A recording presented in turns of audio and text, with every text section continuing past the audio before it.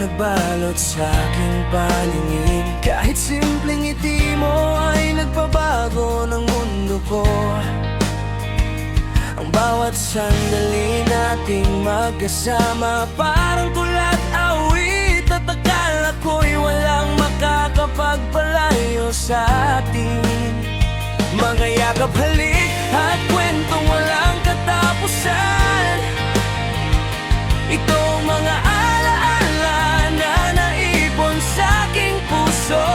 Ngunit bigla na lang umalis ka nang walang paalam.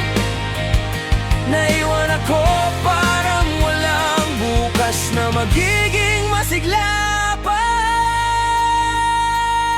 Biglang nagbago ang tono ng ating awit. Iwan mo'y parang bala sa puso, sumabog at nagdulot ng sakit. Hindi ko inakalang ganito kaakit-akit ang pag-iwan mo, na tila binura ang lahat ng pagmamahal. Parang gumuho ang mundo ko.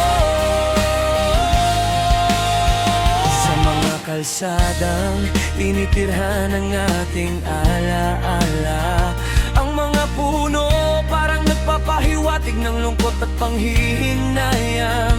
Ang mga tindahan na dati naming pinupuntahan, ngayon parang mga bantayog ng pagkawala ng ating pag-ibig. Sa sobrang sakit, aking hinahanap pa rin ang iyong mga yakap. Lahat ng bagay tila nagpapanumbalik sa akin ang mga alaala natin. Ngunit parang hangin, ikaw ay hindi na mababawi. At ang aking pag-ibig tila walang patutunguhan.